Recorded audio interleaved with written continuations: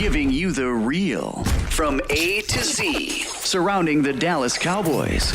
News, updates, rumors, transactions, takes, and more.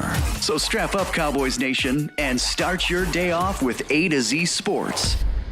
Live with Will Steele. 3, 2, 1. Here we go. Oh, yeah. Y'all crazy, man.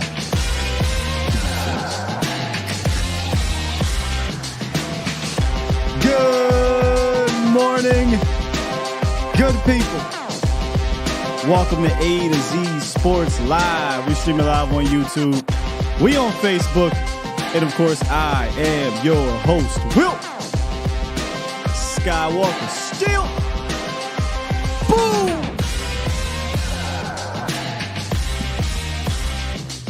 Hey, man, today's the day. Today, we get our false 53 is what I'm calling it. So, we've got a lot to get into, Cowboys Nation.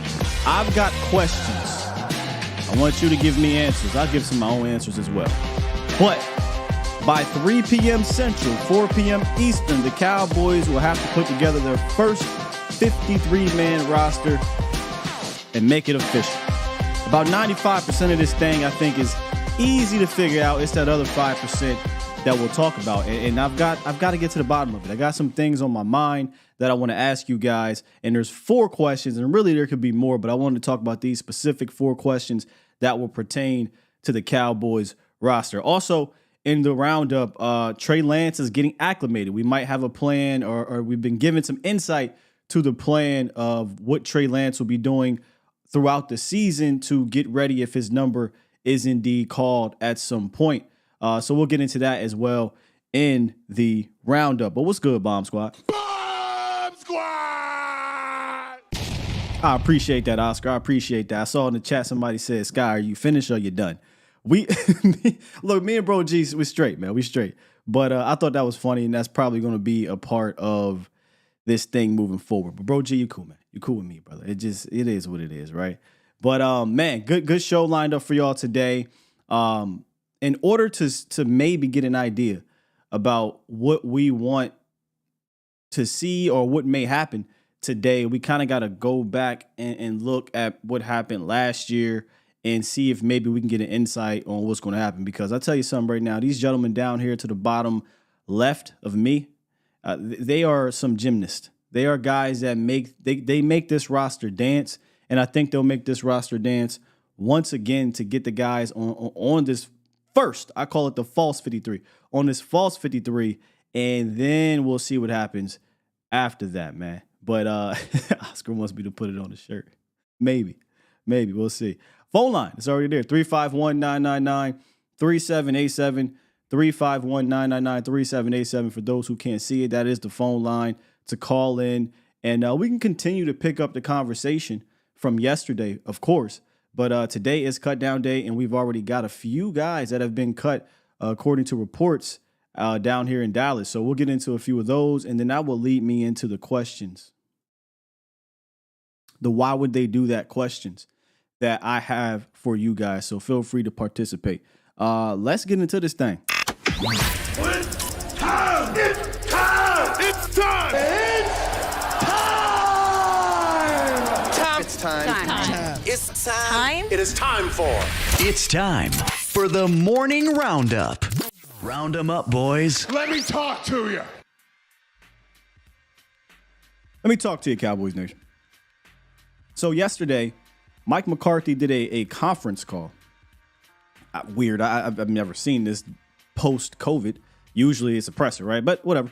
They did a conference call, and he said some things about Trey Lance. And I didn't hear it yet, right? I've only read what I've read. And it just still feels like, and he, I believe, even admitted that, yeah, I didn't know this trade was going to happen. But it doesn't matter. It has happened, and we have to figure out a way to get this thing, make this thing right. In the sense of, how is Trey Lance going to get acclimated throughout the season? And I thought this was fascinating because I did not know this about what Mike McCarthy does for these young players. And this just kind of makes me feel good that he's our head coach. I'm going to be honest with you. But he said this in regards to, given the fact that there are no installs or camp grunt work, all that stuff is over. He said, quote, "You do the best we can. We have young player meetings for all of our young players 3 times a week. We do things in the post-practice segments to work with our young players. He'll be a big part of that, and any other time that's available, we'll make the best of it." Now, this could be just the norm. This could be with every franchise. I don't follow every franchise as closely as I do the Cowboys. So to kind of hear that they do these things 3 times a week, there's a bunch of post-practice segments for the young players, I think is really cool. And I just think that shows the dedication of draft and develop. And maybe it is different here because the Cowboys are heavy in draft and develop and making sure these young guys can be ready when their number is called. And, over the years, the Cowboys are one of the best teams at drafting and then utilizing these draft picks to either make a difference or stay above water. And I don't think Trey Lance is going to be any different. You don't give up the 4th round pick to not develop the guy, not just for the future, but for right now, in case his number needs to be called at some point. So I do love to hear that they'll be, working with him a ton. They already started. He's down there with Scott Tolzien for the most part. But it's tough. It's going to be tough to get real type of reps during the regular season because you're already starting on the Giants right now. So, getting first, second team, even there's no such thing as third team reps, really. You're not getting those. 9 times out of 10, he's going to be doing, scout team things, possibly, maybe. So that post-practice is important. That 3 times meeting with the young players is important because if it comes down to it, right, and he needs to get out there, he's going to rely a lot on his athleticism for sure. But whatever he's learning in these instances, I think will help him moving forward. So Trey Lance has landed. He's getting acclimated, and we'll see what happens. The first media portion of practice will be today, I believe. Today or tomorrow. I got to look in here again. They will be doing some sort of practice today, but I think tomorrow is the media portion. I have to go back into my text messages here. But, yeah, so I'm definitely interested to see how he comes along over the weeks. And speaking of Bro G, he had asked a question on Vacha's show, and I thought it was an interesting question. It got me to thinking after the fact. He said, week 5, if Dak comes down with the flu, right? Immediately, I said flu game. But if he comes down with the flu and he can't play, so you're talking like 1 game. Who do you roll with? I asked the question to you guys. Who do you roll with? Trey Lance or Cooper Rush? And in my head, I don't think 5 weeks is enough to just put the full plate of Trey Lance out there. But then I didn't realize who we were playing. He's like, hey, we're playing the Niners, man. He's practiced against them. I'm like, I get it. I see what you're doing here. He practiced against that defense. He's played with the Niners. Do you roll him out there? I still say no. I don't think Trey Lance, after 5 weeks, I'm ready to say, all right, here's the offense. Go, especially against that defense, by the way. Go out there and let's rock. But what I thought, though, is if it's 1 game, throw the damn kitchen sink at him. Utilize both. You're going to likely have Rush as your number 1 quarterback at that point in time to get through the offense because he knows the offense. And I do think this offense will help him in a way. But Trey Lance can do some RPO things. Trey Lance can probably do some red zone things. Maybe he doesn't do that early and often. But in this game, if that was the scenario, I say use both. But I don't know if 5 weeks is enough time. Maybe once we get past the bye, when we get to week 10 or something, the conversation may can change. But the first quarter or so of the season, I don't know that I'm comfortable enough just yet for that. Not yet. But I don't think it's going to take 2 years for this guy to, if he stays, within this offense and continues to grow, it's going to take him too long to surpass Cooper Rush because I already think he's more talented than him, but he just doesn't obviously know the quarterback position the way he does just quite yet. And that's kind of what matters in this league. You can have all the talent in the world, but if you don't play the position the way it's needed to be played or see the position the way it's needed to be seen, it doesn't matter. And that just comes with more repetition, more practice, and more experience. And right now he just doesn't have that. So he has to continue to develop. Cuts have begun. Yesterday, Michael Gehlken He came out, he reported last night, actually. They've been informing some players of their release, and we've got 3 names. By the way, if you guys, because I'm pretty sure we'll get some that come down during the show. Y'all know how this goes if you've been here for the last 3 or 4 years. Drop them in the chat. I'll hit the button. And we can go ahead and we can, read off who is being cut during the show. But prior to the show, these 3 gentlemen have been cut. Alec, Lindstrom, the center out of Boston College. It's likely he'll come back to the practice squad. I didn't really expect much from Lindstrom in regards to making the team, but again, maybe he'll come back to the practice squad. I'm more interested in him than I am Brock Hoffman, but Brock was kind of it was kind of gritty, right, at camp, starting fights and all that stuff, but film is like not that great. So I'm not really that interested in putting the resources to him, but hell, he might make this damn team. Ben Benogu was signed after being drafted and playing for the Indianapolis Colts. Didn't latch on here. Don't think that I expected him to latch on, given the room is so deep there. So he's gone. And then Seth Green, I believe he played for the Houston Texans a few years ago. The Cowboys signed him to the practice squad last year amidst all those injuries that were happening in regards to Dalton Schultz got hurt. Then at one point, I think even Jake got hurt. So they brought in Seth Green, and he kind of just floated on the practice squad. But those 3 guys are the first 3 out. I don't really expect any uproar for them. Maybe they bring back a Seth Green. We'll see. The fact that he's the first one out is interesting to me. Maybe it's Noah Fant they bring back instead, or I keep saying Noah Fant. I called him Noah Fant too. That wasn't even him, it was somebody else. Princeton Fant may be brought back here. But Ben Benogu, I don't know that I expect Ben Benogu to be brought back. And then Alec Lindstrom, I do expect Alec Lindstrom to be brought back, Cowboys Nation. I do. So, I mean, before we get into breaking down this roster, no surprise, right? No surprises here with Seth Green, Ben Benogu, Alec Lindstrom, all expected to be cut. I don't think anybody is really tripping about this right here at all. Yeah, the guru, not Noah Fant, Princeton fan. I keep saying Noah because that is his cousin. And that's the only fan I know in the league besides Princeton. And, he was very quiet this training camp and in preseason. The guru said, why did they give Ben a 94? Hey, they gotta wear a number, right? They gotta wear a number. So no surprises there. None at all. But before we get to the churning of the down portion of this roster, because that's what it is. That's why I stated, I don't really expect 95% of this roster is going to be easy to get. Easy peasy, maybe even more. It's going to be the last 3 or so players. And to me, that's a testament. That's a testament to Will McClay and Stephen Jones. Yes, Stephen Jones. It's going to be tough to cut down the bottom portion of this roster because of what they've done this offseason. And I have to give them their flowers. And yes, I know Will McClay. Will McClay throws the alley a lot. That's his job. I'm throwing the alley to you, Steve. You just got to oop it. And last year, I don't know if y'all watched The Office. Stephen Jones was out there looking like Stanley. Stephen Jones was no and one. Will McClay can throw as many alleys as he wants. If Stephen don't finish the oop, it don't matter. And we know what happened last year, right? You get rid of a Pro Bowl wide receiver for peanuts.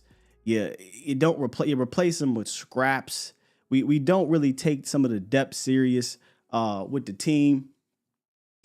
I could argue, I don't even necessarily know if they or believe that they expected to compete the way they competed. Because they didn't move that way. This is how they moved. Steven moved. He didn't move like hot sauce. He moved like Stanley. It's pretzel day. Then this offseason came. And I don't know what happened. I don't know if somebody got in Steven's ear. I don't know if he saw what was happening within his division. But these dudes changed from Stanley to D Wade and LeBron James.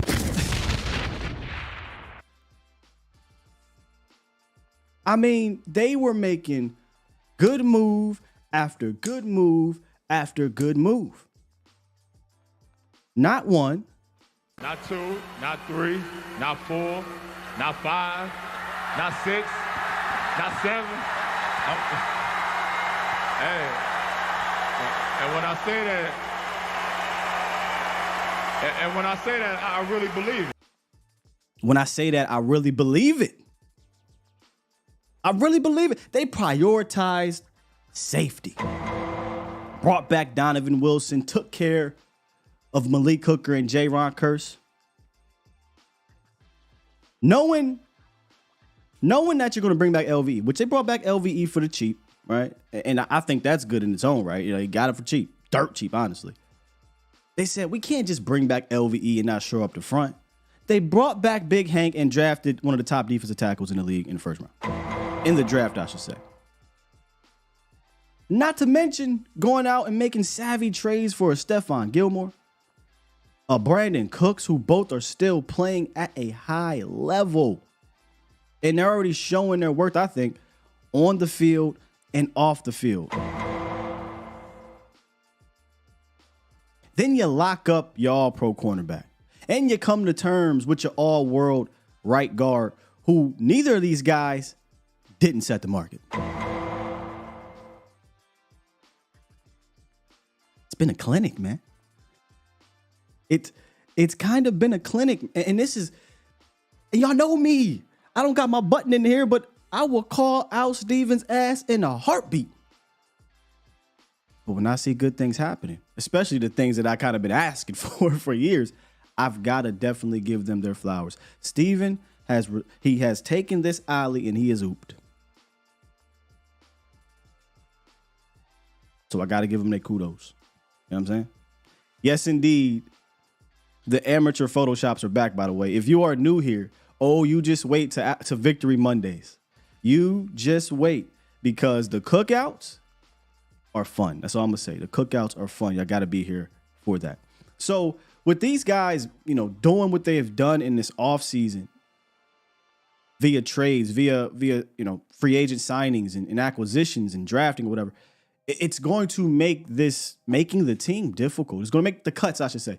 Making the cuts difficult because they put together a damn good roster.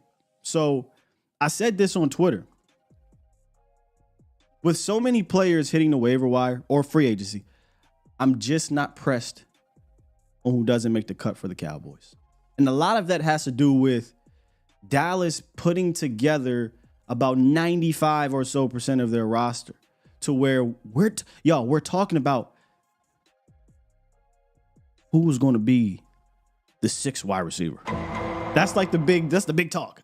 Who's going to be the fourth or fourth running back or fourth tight end? That's the big talk. Not, hey man, do we got a starter at cornerback too?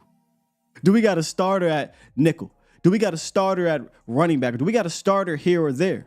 We're not dealing with that. So if they cut somebody, it'll suck because we've been following the team and we've been investing in certain players. But like I said here on my tweet, there's likely a comparable player or a better one out there if they need to replace that player, or the practice squad if they want to retain that guy. So I'm just not tripping about what happens today. There's not going to be a single cut that will make me throw my arms in the air and trip, honestly. I don't think there's going to be surprise cuts. I truly don't.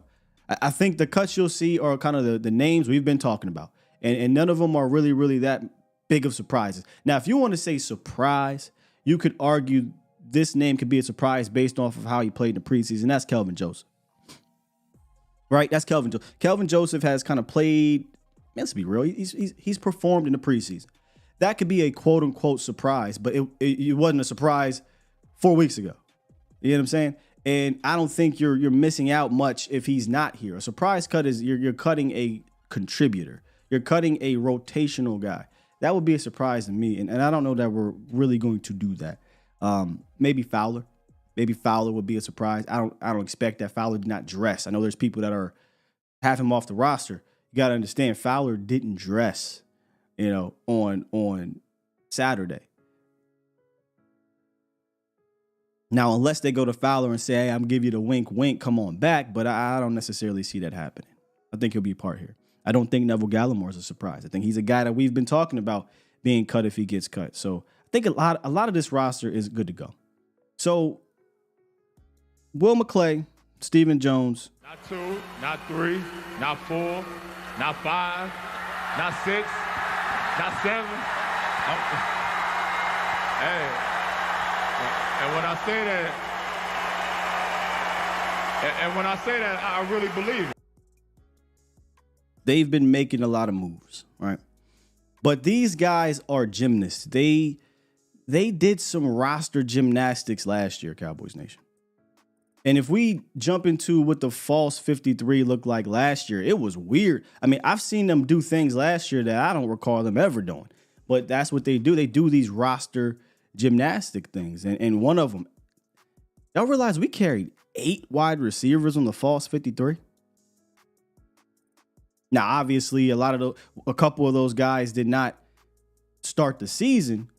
But boy, when I went back and looked at this roster, let me just tell y'all, be thankful. Be thankful that wide receiver room looks the way it looked. The Cowboys carried in week 1. You had CeeDee Lamb, right?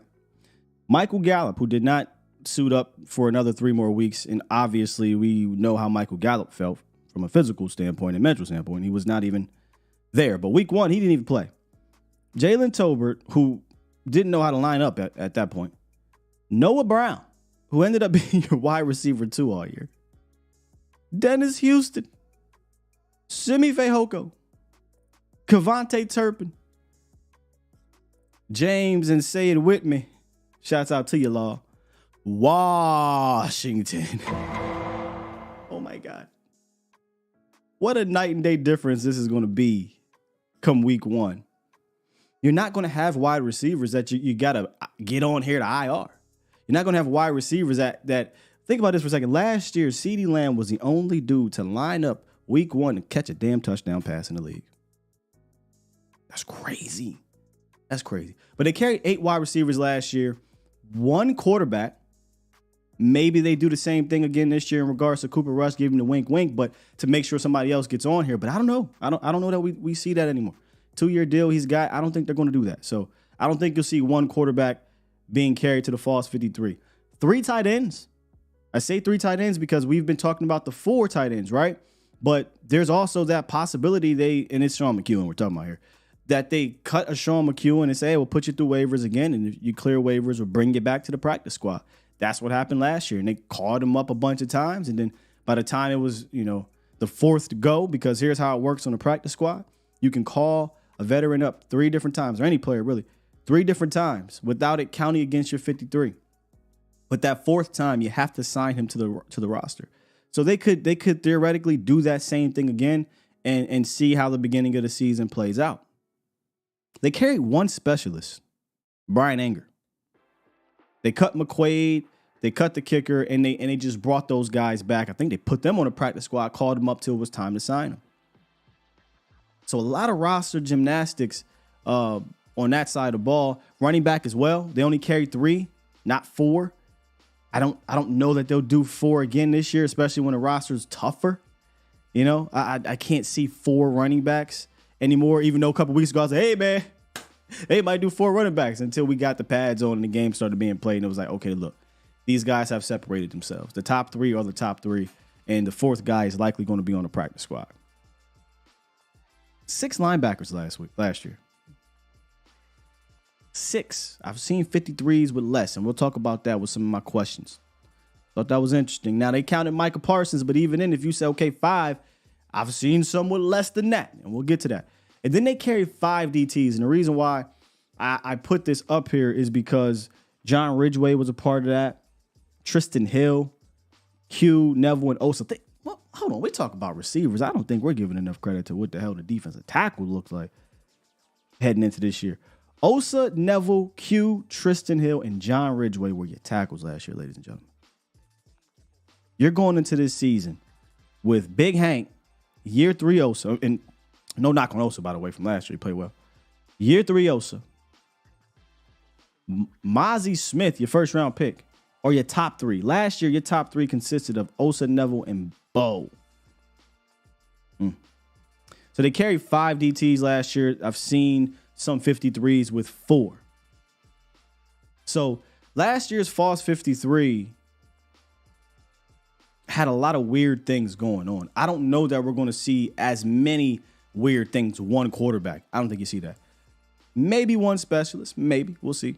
There's a young kicker. I don't know if he goes through waivers or not, given that he wasn't necessarily a draft pick or undrafted. I guess he considered undrafted free agent. But there's going to be some roster gymnastics. I just don't think it'll be to that extent. And I got some of my questions I want to talk to you about here in a second. But first off, let me get to James, who called in early, and see what he's got to say about this. Good morning, James.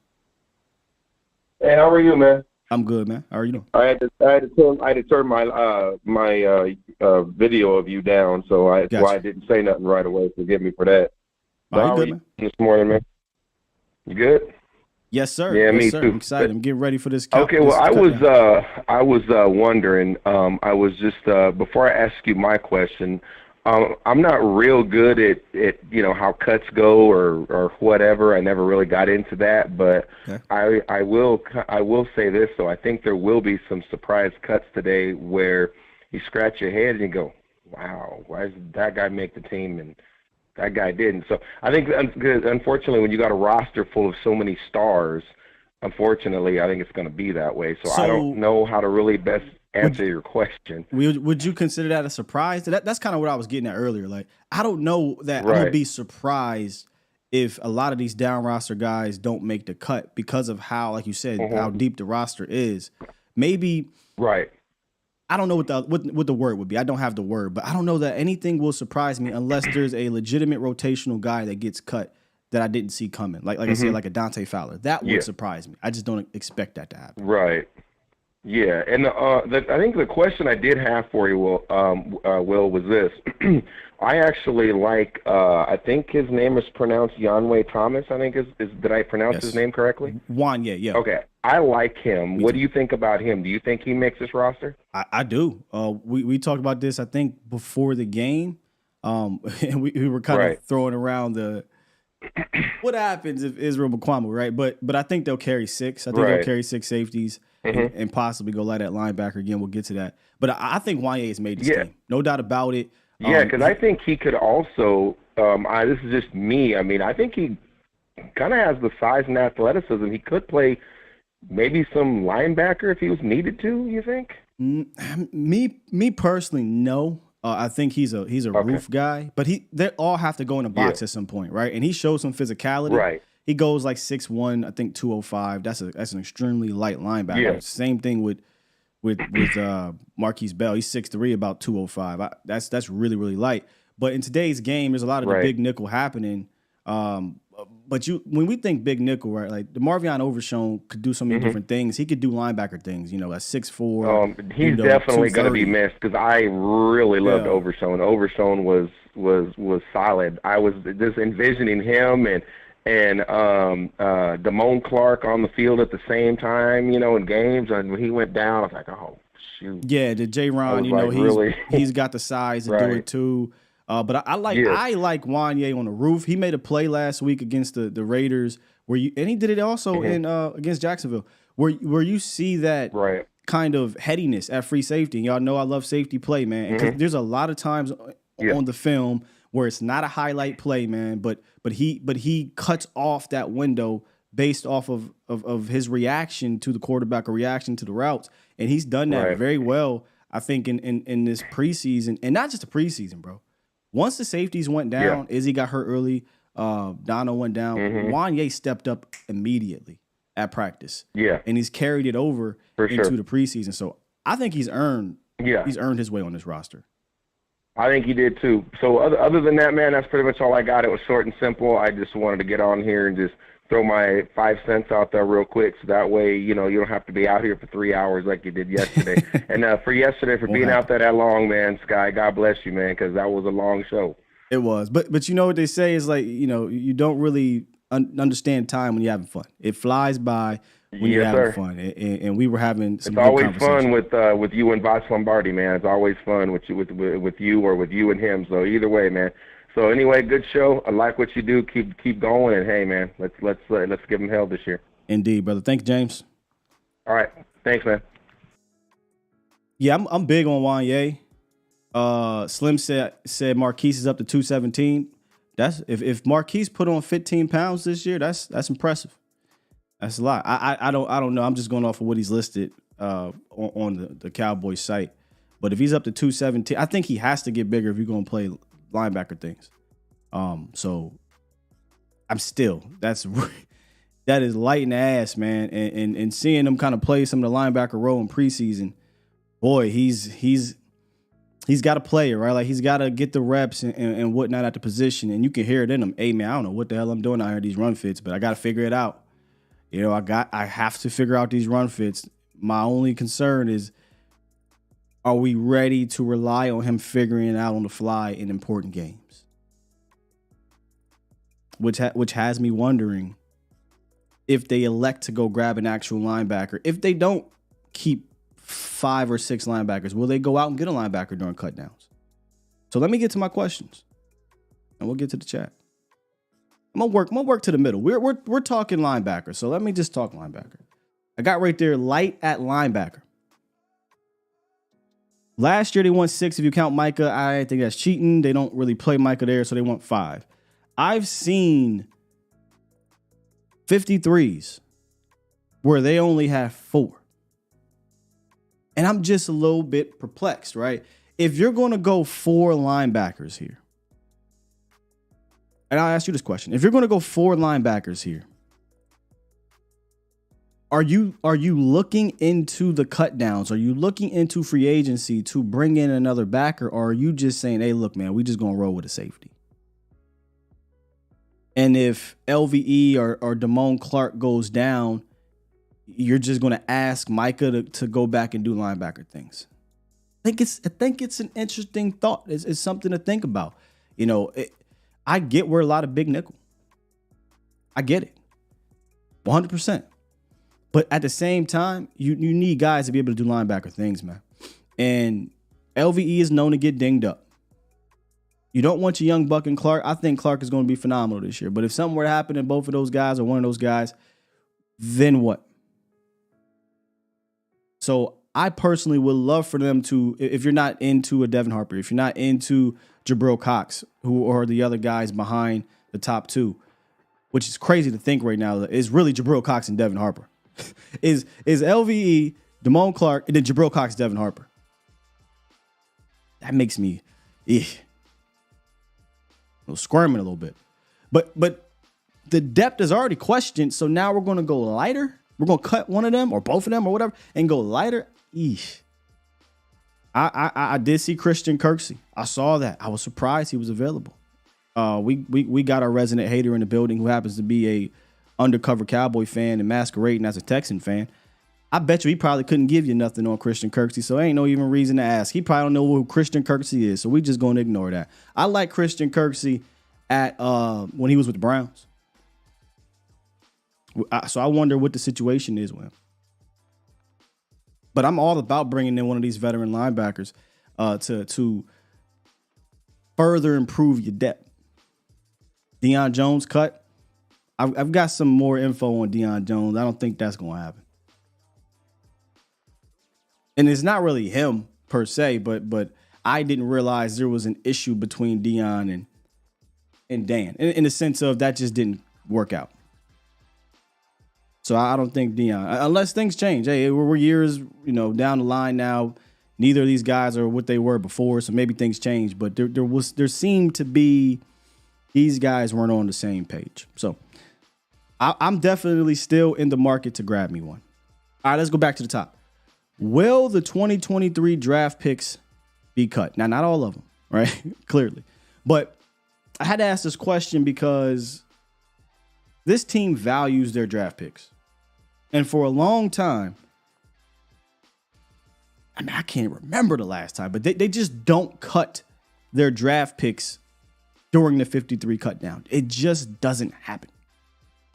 But because of what Will McClay and Stephen Jones have been able to do, it's tough for some of these down roster guys to make the roster. Now, you see Viliami Fehoko. The reason why I have that picture there is because me and Vosh were having this conversation. He was like, hey, man, does Viliami Fehoko make this team? This is before he started playing the preseason. And I was like, brother, he could play not a single down in preseason, and I just automatically think he's making the squad. I don't think they're cutting a fourth-round pick. Then he played, right, and he started to flash. There's no way they're cutting him. So who the hell are you talking about, Scott? That brings me to the second question. Will they carry five wide receivers? Prior to preseason, felt like Jalen Brooks was safe, right?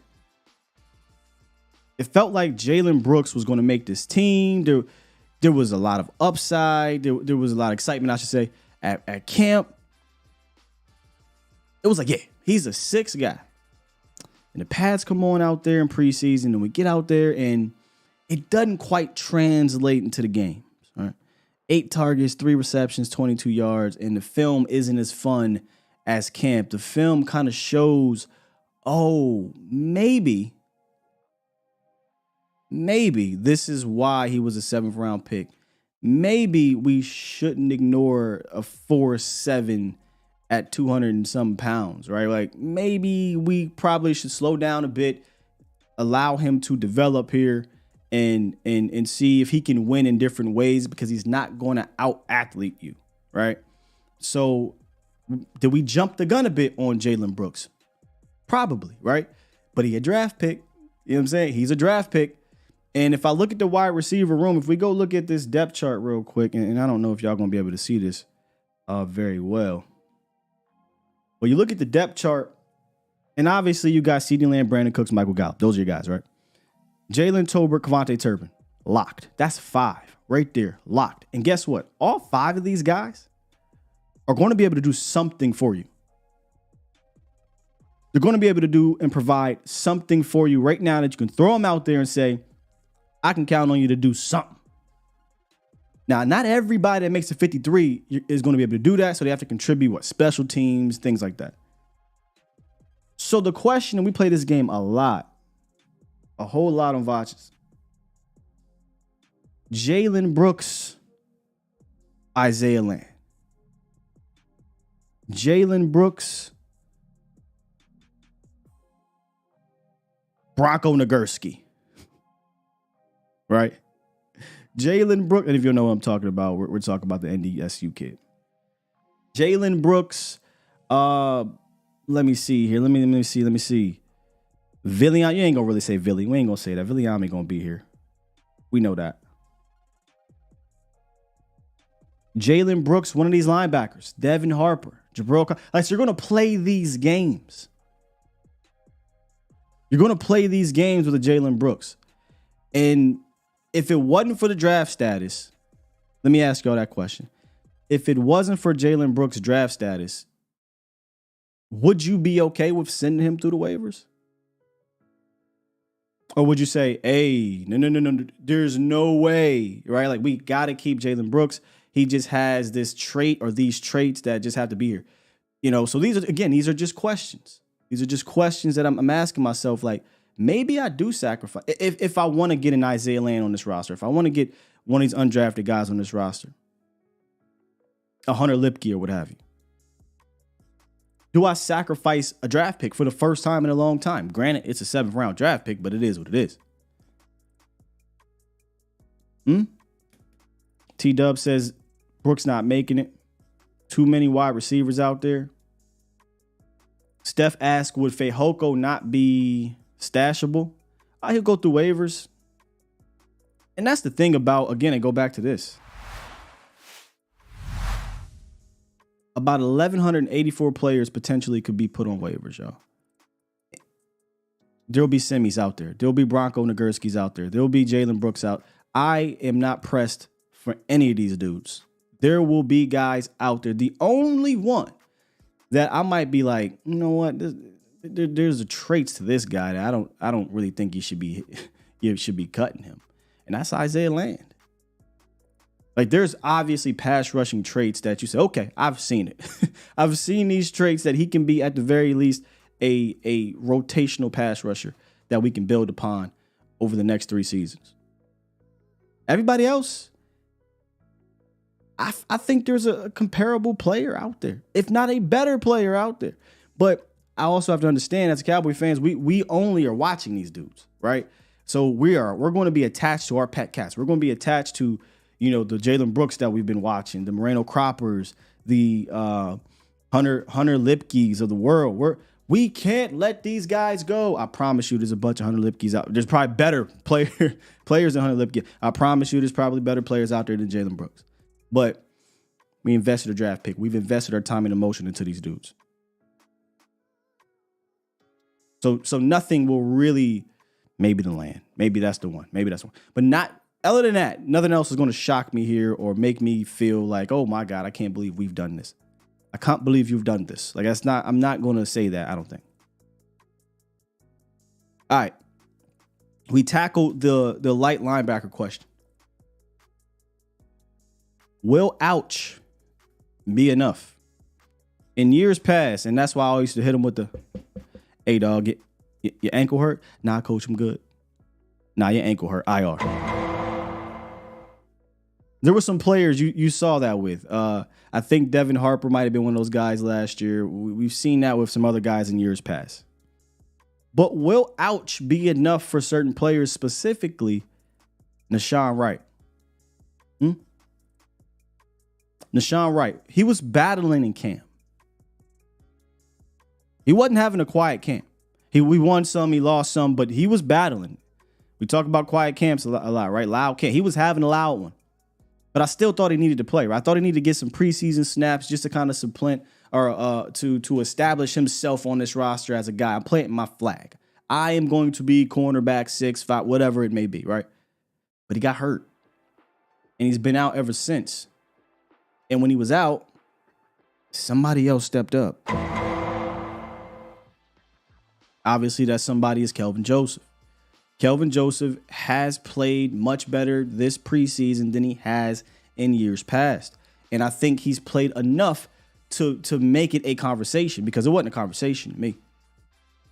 Straight up, I said Kelvin's going to have to play. He's going to have a better offseason than he did last year. If he has that same offseason, it's an easy decision. I don't think it's as easy anymore because of his turnaround on the field. But the one thing Nashawn Wright has going for him right now is he can get the ouch tag. But in order to get the ouch tag, that means he has to make the false 53 and then hit IR. Do you guys want to put Nashawn Wright on the false 53 and risk another player? Because it will likely get put on that IR. And there's not many of these players that's going to get the ouch tag. There's conversations about Josh Ball. Look, man, with all due respect, Josh Ball, we're in year 3. He had a solid outing once this preseason. Let's not overcomplicate this thing. You know what? I said I wouldn't be shocked. I will be. This is where I'll be shocked. If these guys, if Steven and Jerry and McClay and McCarthy and Solari say, you know what? We are going to risk TJ Bass, Isaiah Land, Jalen Brooks. What's the fullback? Bronco Nagurski, Hunter Lipke. I will take every last one of these guys that are bubble guys over Josh Ball. If they say, knowing this man's not going to play for 2 months, we need to get him on a roster, IR him, and then say, man, we might need him in November or December. You might need Josh Ball? You must be out your rabbit ass mind. You must be out your rabbit ass mind. You don't need Josh Ball. Josh Ball is still, in my opinion, a liability. So I'm not Kelvin Joseph. I'm not cutting any of these dudes for a Josh Ball. No, sir. No, sir. Stop what cap? What are you talking about, Dallas Cowboys hard hitter? You just begin here talking, dog. What cap? He says, stop the cap. I don't know what cap you're talking about, but I know Dan Quinn is going to keep him. He's coming out. He's coming on, but I'm not high on Kelvin Joseph anymore. All right. What am I capping about? We're having conversations here. Relax. So yeah, those are my questions. Will a draft pick be cut for the first time in a long time? Could that be Jalen Brooks? Will they go light at linebacker? And will ouch be enough? So the cap is KJ. What am I capping on about KJ? Please call into the show and let's have a conversation. I'm not about to sit here and keep finding your chats in here. What am I capping about Kelvin Joseph? Acknowledging that he's played well in preseason is not capping. How old are you? Why are we even using the term cap in this regard? Iceberg said, I'm done if they keep Josh Ball over some of these other guys. Look, man, I would definitely be frustrated. That would be the one move where I'd be like, come on, man. What are we doing here? Josh Ball has done nothing for me to say he deserves to be on this 53-man roster over an Isaiah Land, over a Kelvin Joseph, over Wanye Thomas, whomever. Not doing it. Somebody said they just hate Kelvin Joseph. Bro, I'm not even a Kelvin Joseph on-field fan, but I can acknowledge. That's the thing, right? I'll tell y'all all the time. I'm just going to call it how I see it. If Kelvin Joseph was playing like trash in preseason, I tell you, he's playing like trash. But he ain't. He's playing well. I have to acknowledge that he's playing well. Well enough to me to where there has to be conversation now on what you're going to do, whether it be making these roster gymnastic moves. A roster gymnastic move they may make, and they've done in the past, I want to say like 2 or 3 years in a row. CJ Goodwin probably is not going to make the false 53, right? We look at the false 53 from last year. He wasn't on this. CJ Goodwin was a guy that they called up and eventually, boom, will put you on the full 53. And here's why I believe he's safe. He didn't even suit up. CJ Goodwin was chilling, and I think he might have had on a jersey or something, but he was chilling, if I'm not mistaken, in that last game. Those things are always telling, right? Dante Fowler, chilling. That's why I don't see him being a cut guy. CJ Goodwin, chilling. Probably got the tap on the shoulder that, hey, look, you're a vested veteran. You don't got to go through waivers. We're going to go ahead, cut you, right? But we're going to bring you back. We got you, big dog. I can see CJ Goodwin being on this roster week 1 called up, but maybe not making the false 53, if that makes sense. But CJ Goodwin going to be here. For sure. Oh, y'all done pissed somebody off. Good morning, Miss Sadiqa. Good morning, Sky. How are you, honey? I'm doing fantastic. Yes, they did. Get these damn lights up.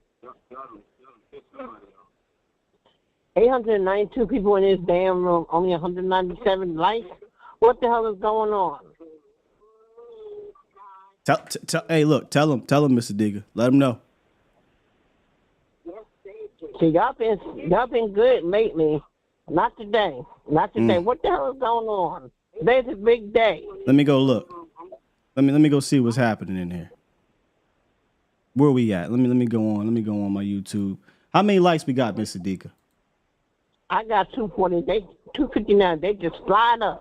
259. Okay, man, not too bad. It could be better. No, yeah, but it was that 190 something, Sky. Oh, you're right. You know what? You're right. Hey, look, we got about 879 people watching. Shout out to y'all. Do me a favor, on 3 if you're enjoying this show. Click the like button. 1, 2, 3. Let's do it. Get it up. Come on, today's a big day for us. It is. Mr. Dickey, you ever see the movie Boomerang? Yes. You kind of give me some Eartha Kitt. Like I feel that energy in your voice a little bit. Anybody ever tell you that? What? For real. I mean, I'm not trying to be funny. I just when you first came on the horn here, I immediately thought of Boomerang. Oh, really? Yeah, and she's a legend. Yeah, no. And I'm a legend on YouTube. How about that? You sure is. And I don't have no channel. I don't need no damn channel. You don't need no damn channel. You out here patrolling these streets on every quality YouTube channel. show, and we appreciate that. You got that right. I don't need no channel. 100%. Hey, Mr. Dick, I appreciate you calling and getting them straight. Thank you so much. You about this guy. Now you had 339 likes. There we go. How see? about that? And they did because of you. Thank you so much. You're welcome. Have a blessed day. You too now.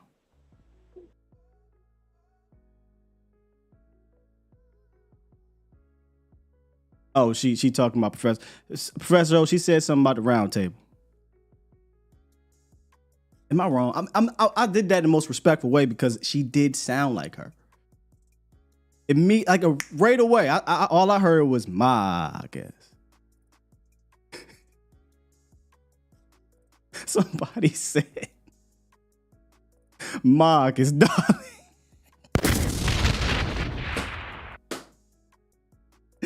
One day I'll grow up, but it won't be today. It will not be today. Let's get back to talk about this roster. Let me go down this roster real quick. Okay, back to the seriousness here. Now I think we covered everything. I think because this roster is so stacked.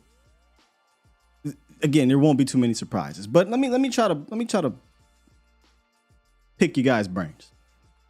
Who's kind of the non-big name, maybe non-even big performer in the preseason that you've seen some flashes enough of to they can surprise make the cut? I saw a name the other day, and it was the cornerback, Josh Butler. Now, he's not listed here, but I believe he might be listed. Bada bing, where we at here? Bada boom. Yeah, you can't see him here either. But Josh Butler was a name. I thought that'd be a shock to me. Josh Butler makes his team, it'd be a bit of a shock. I've seen some people have Chauncey Golston on the outs. That might be a shock too. I know I said in my tweet, if it doesn't matter what happens here, I'm not pressed for anything, but Golston being that flex guy would be a shock. But maybe, because here's what I'm hearing. Hey, man, Viliami Fehoko, he can do those same things. And I do like the flashes that I've seen from Viliami Fehoko. But you're not going to cut Neville, Quentin, and Chauncey, right? And then if you're saying, hey, one of those are staying, I don't see how we keeping Neville over. And look, I understand, Professor O, you dropped that stat, that wonderful stat on Twitter or X, whatever it's called. Look, man, I hear you. I mean, those numbers don't match up with what I'm seeing on the film. I'm not seeing anything impressive about Neville Gallimore's preseason. And this is a guy who's playing into the fourth quarter? In the third games? You know what I'm saying? But, I mean, he's had a better preseason technically than he had last year, given the sense that he was on the outs last year, right? In the doghouse. He couldn't breathe. His body was feeling different in Denver. But I'm just not seeing it with Neville. And I just think it would be unwise to go with Neville Gallimore over a guy like Chauncey who has some dual ability. I don't see dual ability with Neville. And if it came down to Neville and Bo, I think Bo has handled double teams so much better the more and more he's played. But there is a chance that Bo won't make this team. Even though I would hope like hell we can get him back on the practice squad. If you're going to roll with the thought process of, all right, we're going to have bigs, right? We're going to have one text. We're going to have the Hankins and the Mozzie because we want to control the line of scrimmage and we're attacking this year as opposed to previous seasons. You want to talk about get off? Bo didn't have a problem with that. I mean, that is since last season. I was surprised at his quickness for a big fella. So I need to keep one of these guys on the practice squad. So if he gets cut, I'd like to bring him back or a guy like him back. Whereas Neville, I don't see it, man.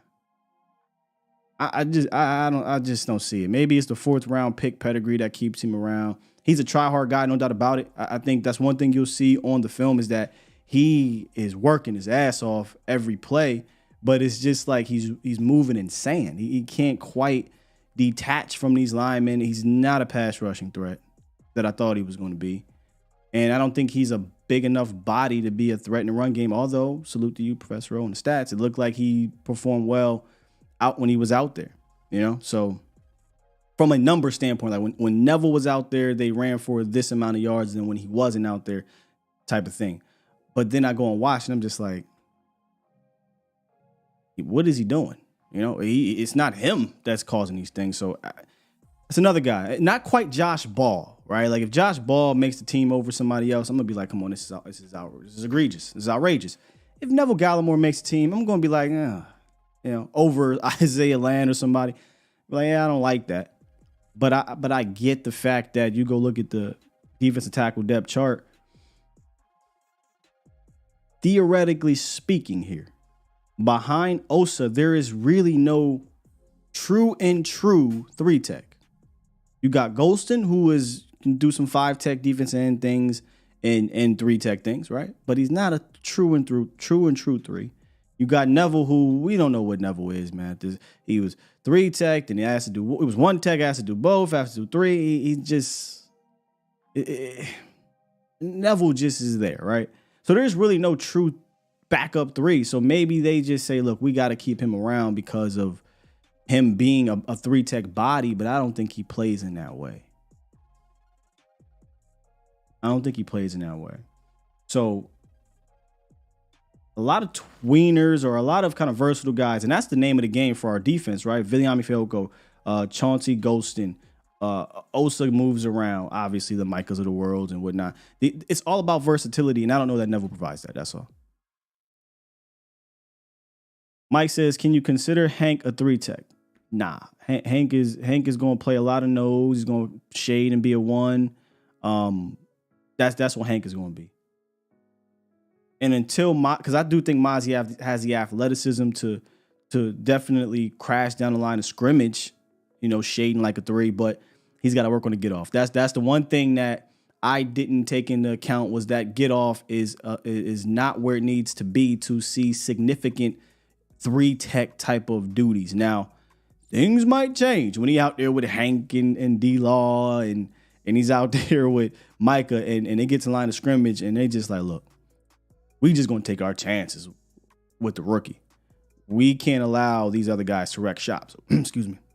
So we're going to send double teams their way, and maybe now Mozzie Smith is looking different, right? And I'm not saying he's having a bad. I think he's done a lot of good things in preseason, but there's plays here and there where that's where a lot of people are running with it. But one thing that is undeniable is that he is learning the get off. He has to learn that part consistently. Because when he does, and when he's square, and when he's on, Mozzie is on. Mozzie is on. So, have we gotten any breaking news during this? Any breaking news during this situation? I'm surprised actually. I thought we'd hear something by now. In the meantime, in between time, let's talk to 931. What's good, 931? Not much. How you doing, Sky? I'm good, man. About to see if we got any updates on these roster cuts. Really? I want to say yesterday I was listening. I thought we was about to have another one of those get off the effing phone type of moments when the old boy said, "Are you done?" I was rolling, my guy. I was in my car. I just couldn't stop laughing, my dude. Well, we found out it was a misunderstanding, man. It wasn't done in malice, but you just don't say that on somebody's show. But anyway, it was a misunderstanding. We good to go. We talked on Vacha's show. Yeah. Got you. So I was wondering, I know last year DQ had a lot of rush 4, drop 7 type packages. And that was because we had so much confidence on our back end. Granted, we had a lot of situations where, players didn't exactly hold up their end. Had your Anthony Brown situation, you had your Kelvin Joseph situation. Pretty much outside of Bland and Diggs, it was kind of like throw everybody in. So Sure. At this point, would you say that there may end up being more blitz schemes? You might see more 5-man rushes, 6-man rushes, hell, even 7, kind of like sellout type blitzes, or do you think that they're going to go back to what they felt they had prior? Hey, that's an interesting thought, because you want to beat teams with 4. That's what you ideally want to do. That's the best way to maximize turnover potential, right? Is you've got a gang of rushers. D-Law, Micah Parsons, you throw Sam out there, Fowler, maybe one. You know what I'm saying? You got Osa. You got so many guys that I don't need to send extra guys, so I'm going to put that guy in coverage. So there's an extra window that's closed, tip balls, different zone coverage you can do, man one side, zone the other. There's a lot of cool things you can do when you do that. But if you say, look, I had to do a lot of that because I ain't trust Anthony Brown, right? Or I had to do a lot of that because I ain't trust XYZ. Then yeah, you could theoretically say, hey, look, let's send that extra linebacker. Let's send that extra blitzer. And maybe that's something they're working on. Hence why you see, LVE doing some edge things, maybe to free up somebody on the back end. But we usually see him play games. We've seen him, do a bunch of stunts up front on these third downs. But from a blitzing standpoint, I want to say, and I know Professor O got the number, I think they were in the middle of the pack. I don't think they were a major blitzing team. I don't even know if that's Dan Quinn's MO in general. But one thing that Dan Quinn has done, right, is he has adapted. His 2 years in Dallas, he's shown that he can adapt from year to year based off of his personnel. But if all I got to go off of is what happened last year, and I thought a lot of times we've seen some one-on-one man coverages out there on cornerback too, and they kind of shaded elsewhere, played the underneath, made you have to beat them with some dink and, or played the deep and made you have to beat them dink and dunk.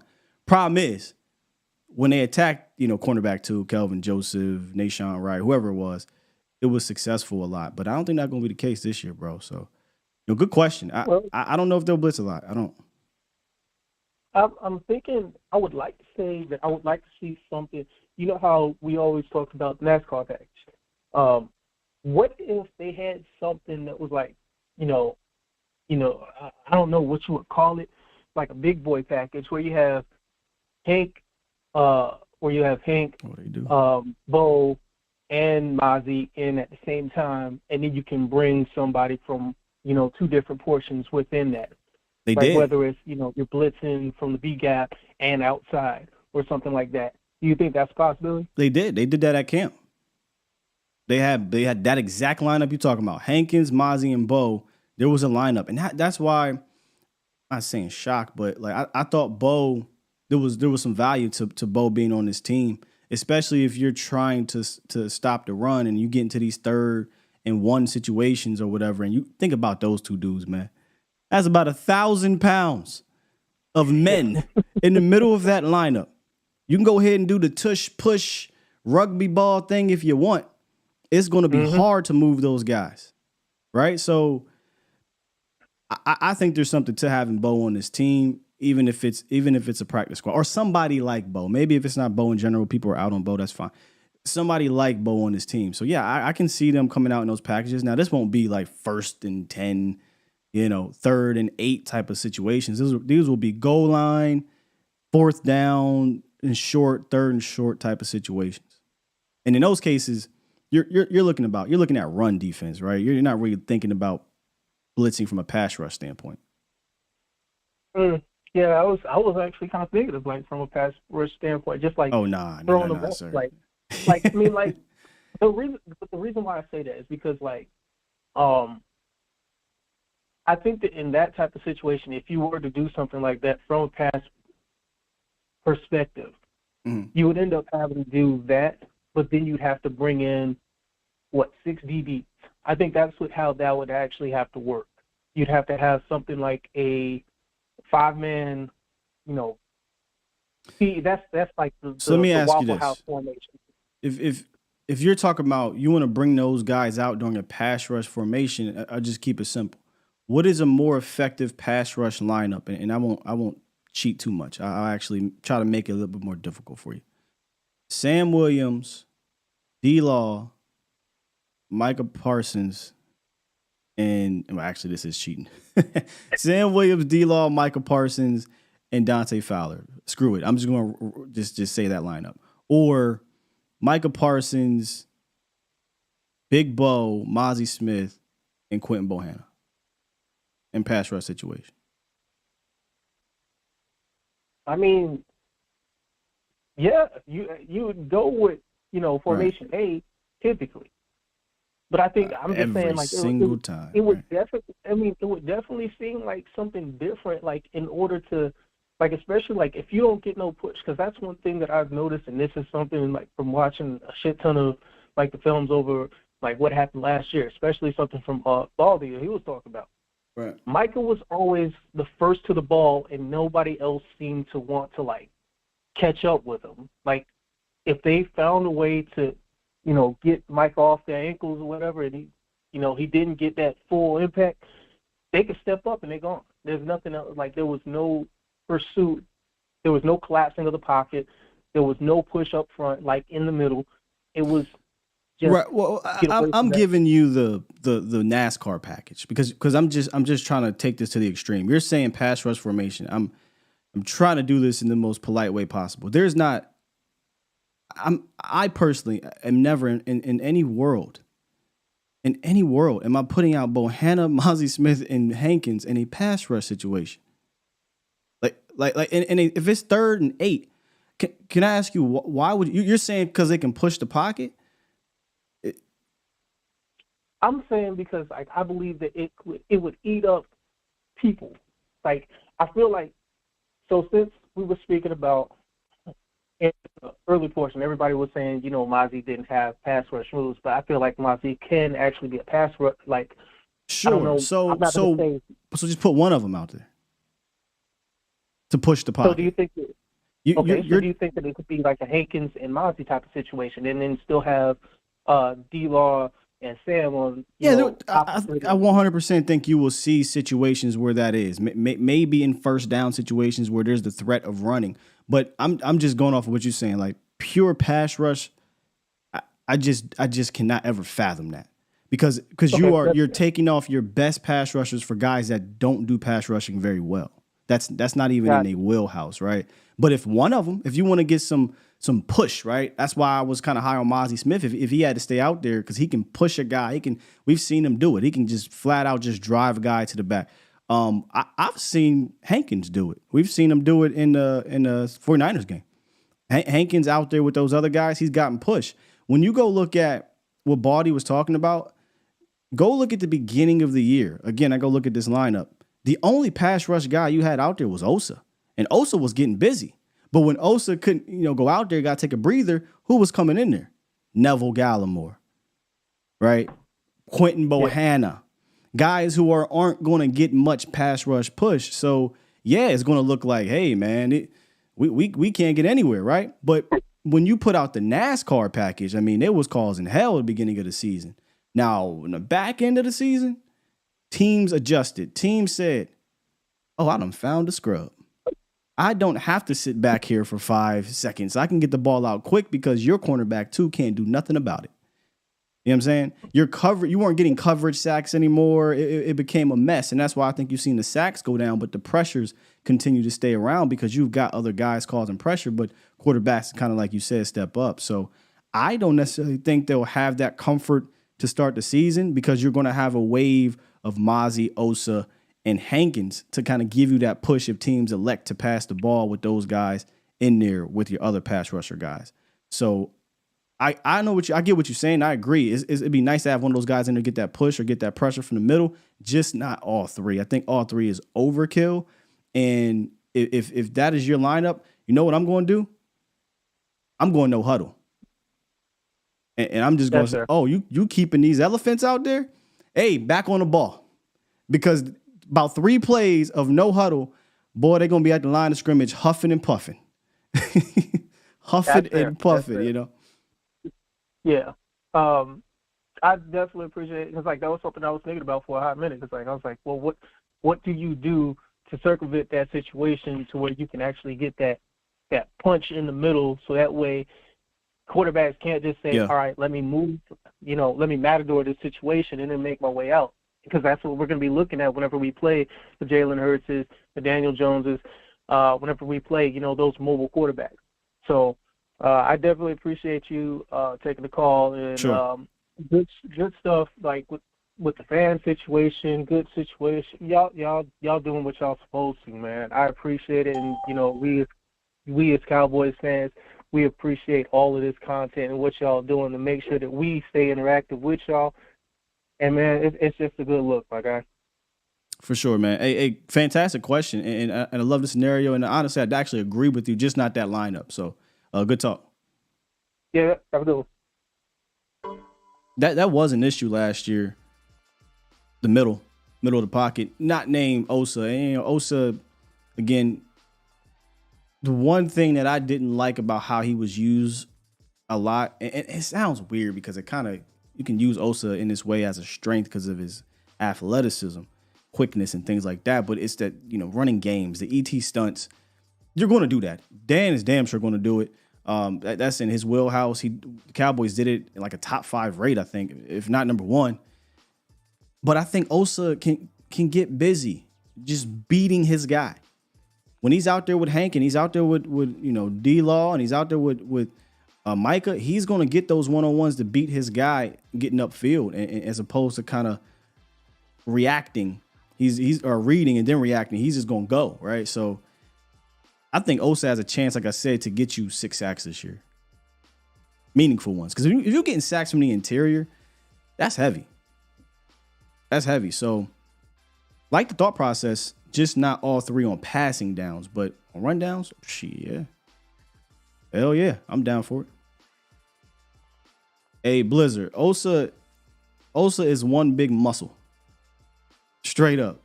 He really don't make sense to be a tackle. Phones or no, they're still open, man. 903, what it is, what it do?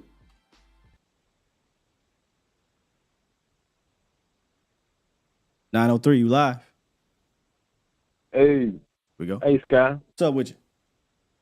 Hey, man, I just want to call in and say I apologize, man. I don't mean to disrespect nobody, you know what I'm saying? I'm twice your age, but I ain't mean to disrespect you like that, bro. But, I don't get down like that, and I feel like I disrespected your show. I just want to apologize, my bro. Who is this, Bro G? No, this hard hitter, man. No, hard. No, you good, hard. You go. But I did want you to call in and tell me why I'm capping on Kelvin Joseph, though. No, it just I don't. You know what I'm saying? It was just Kevin Joseph. He showed me. You know what I'm saying? It just the stuff Kevin Joseph. You out? You out on Kelvin Joseph? Yeah, I'm basically. just out on. I'm just out on. You know what I'm saying? And I promise to God, bro, I ain't mean to disrespect you like that, bro, on your show. Nah, you did not. Trust and believe me, you did not. When I hear stop the cap, I'm like, what the fuck am I capping about? I'm just basically saying Kelvin Joseph had a good preseason. Yeah, he did. That's why I say he coming on. I know Dan Quinn gonna keep him. You know what I'm saying? Yeah. All good though. All good on this front. Cowboys hard. I'm a boy. Appreciate you. Uh-huh. Our guy Cowboys hard in Longview, Texas. Let's get Danny Savage up in here. We ain't heard from Danny Savage in quite some time. What's good, man? Good morning, Sky. Good morning. First of all, I want to start the show with, I want to congratulate, man. I saw you and Vaj on The Fan last week, and, bro, man, really from the bottom of my heart, man. That's fun. Couldn't be more prouder of both of you guys, because it's like me and so many others have said, screw these 3-letter networks that all suck. That, game time, man, when Vaj goes live, I shut the volume off. Who the hell wants to listen to Joe Buck? I mean, you dudes break shit down better than... So it just shows, I'm old school, but seeing you two dudes up there, man, truly made me proud, man, truly. I appreciate that, because you've definitely been watching for a good while, man. So you've seen it come up. Yeah. And rest in peace to Bray Wyatt's family. That's sad. So, I'm a big wrestling fan. Let's go to football now. Listen, man, we have so many young guys with a lot of upside, man. And it's crazy. A lot of these young guys with upside were not even draft picks. So I'm going to really hate to see the Lands, the Harpers of the world let go over like a Simi. I'm sorry. I don't think he has upside. Yeah, I think Simi's definitely. I don't think Ball has upside. I gotta hit you with it. We got one. What's up? What up? As we've been talking about, looks like breaking news. Quentin Bohanna has been waived. In fact, the Cowboys cut down to 53, will close to chapter. A 6th-round pick has been waived. So there's the first 2021 draft class pick to be gone. Q. And that was a pick that had a lot of picks, I think 11. Well, I think if they cut Bohanna, they're going to hope to try to get him back, or that means that saves Golston or the Canadian tricycle, Neville. The Canadian tricycle. I thought Bohanna's problem was he slimmed down too much when he came into the NFL. I think he needed to, him at that 3. No, I hear you, but if we want that big giant monster in the middle, I don't need you to, I don't need you sideline. I just need you to clog the middle. But I thought, Bo, I'm trying to say. So you think he should have stayed around 360? He was 360, bro. That's heavy, Well, listen, he carries it well because he doesn't look it. I'm going to be honest with you. Now, from a TV point of view. He's not 360 anymore. He's like about 340-ish. And you're right, he does carry because he's tall, right? So yeah. I think he had to lose weight a little bit. I mean, listen, I'm not the biggest Bo fan, but I would have kept him, I think, over Neville Gallimore.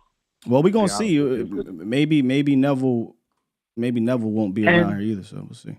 Like my last question when I landed the plane, we call it like the ouch squad. Yeah.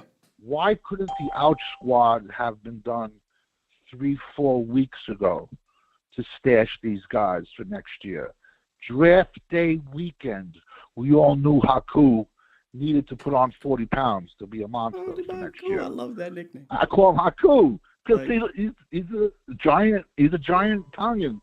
You know what I'm saying? So it's like, and Haku's Tongan.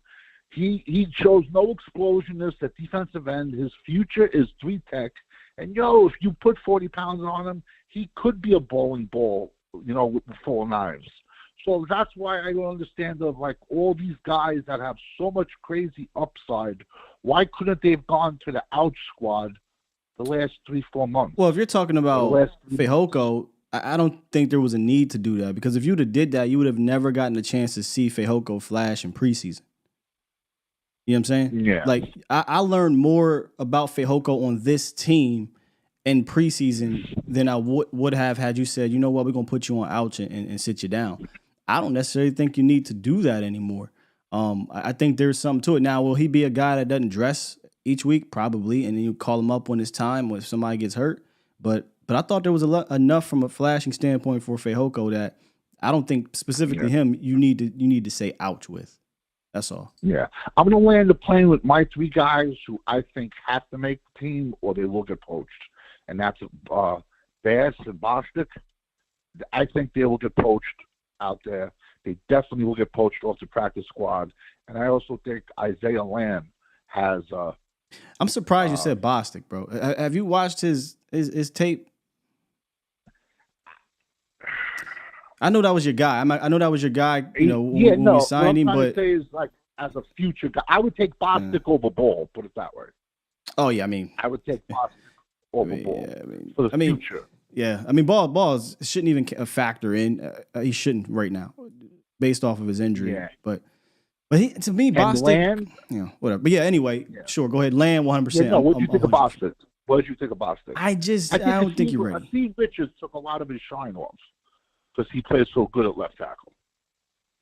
You know what I'm saying? Me and Vosh were talking about this. We were saying they might see something in Bostic where kind of that resembles Steele, the athletic type that can move, but that was his best trait. The awareness, I don't think is really there much. He's got good feet.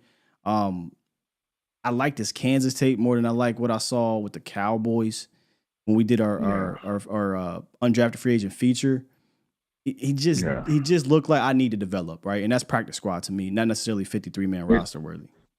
Yeah, no, you're right. I agree with you. And I think Land is going to get poached. That's the one right there. Gets put out there. There ain't too many dudes. I think if they get cut, that will get claimed. But that's the one. Yeah, 100%. Yo, keep up the great work. Are you and Vaj going to be on later on regular time? Yes, sir. Yes, sir. All right, man. Talk to you later, man. Great show as always. My guy. Appreciate you. Danny Savage. Good call. If you missed it and you just hopping in here. Let me take it back here. Breaking news. The Cowboys have waived their first 2021 draft class pick in Quentin Bohanna, as we were talking about Q.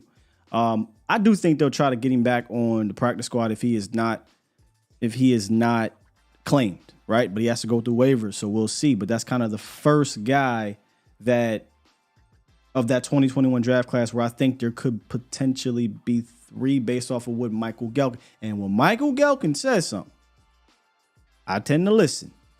I tend to open my ears and eyes and listen. And Joseph and Jabril Cox were the other two. Thought Joseph played his way on. I thought Jabril Cox was solid. And given the depth at linebacker, I don't know how we can just get rid of a bunch of linebackers, but I'm still looking for linebacker help, me personally. Hey, man, we got Short Dog calling into Sky Show. What's good, Short Dog? What's up, Flightwalker? Still, bro. I'm just chilling, guys. Getting in, hearing your stuff, and I haven't been able to call into the volume because the time's been mixed, put some appointments. But other than that, I don't know, bro. I think with Bohanna, I think the situation with him is he never really flashed. We saw him as a fat guy. We saw him as a thin down guy. Been in the system in the weight room for 2 years. Never really worked out. You good, Short Dog?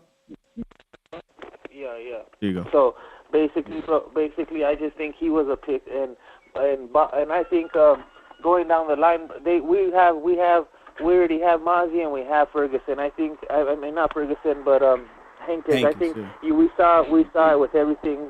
They were playing Bohanna deep into the fourth quarter on all the preseason games. Yeah, he never really flashed. He's a run stopper. I mean, at the end of the day, you can't keep 3 runs.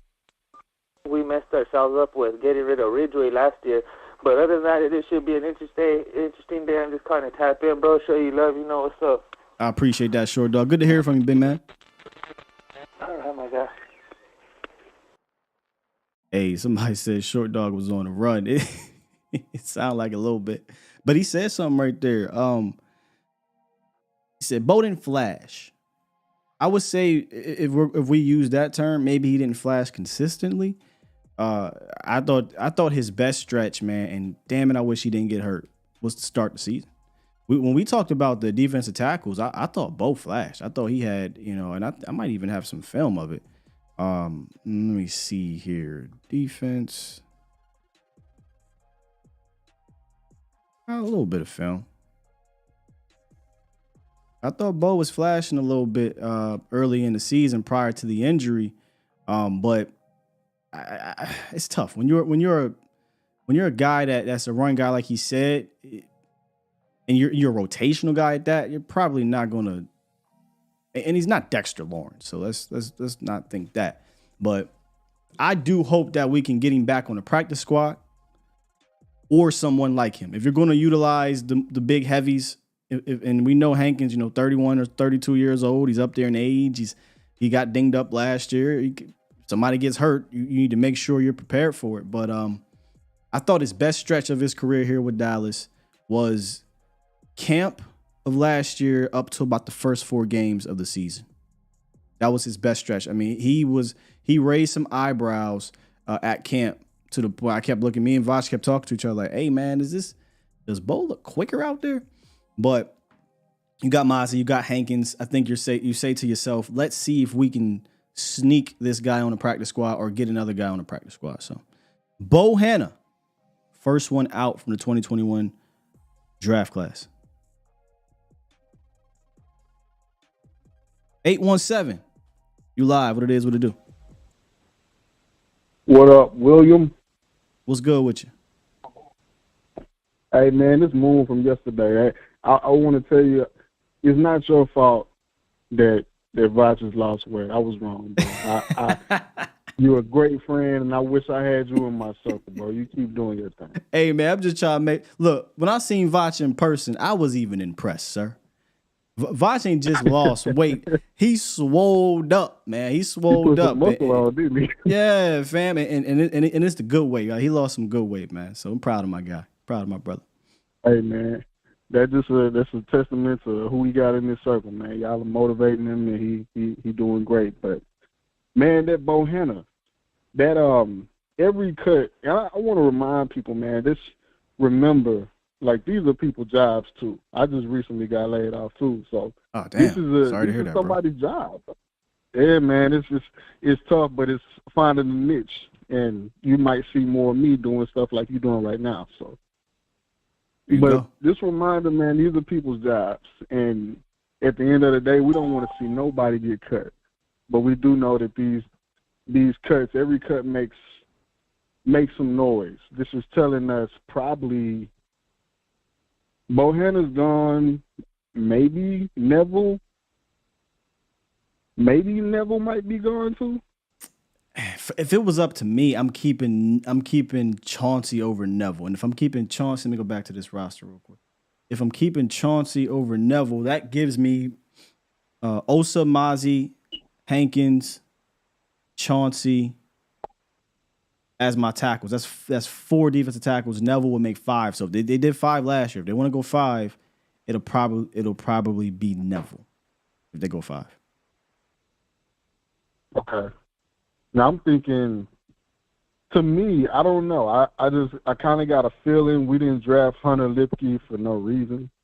Well, he wasn't drafted. He wasn't drafted. Might be, I mean, signed from undrafted. Yeah. I think that we might have some room on this team for him. Nashon is hurt, so I don't think he can't get cut if he's hurt, right? Cut. He can get. It can be designated as injured, waived injured, whatever. Get your injury settlement and whatnot. They could put him on IR. Then he won't be able to play. I don't think all season, something like that. Or he can make the team and then go on IR and they bring back one of these guys. So he can get cut, but they pay him in that sense. Right. I just think there's so many different ways they can go with this, but the gymnastics, one thing for sure.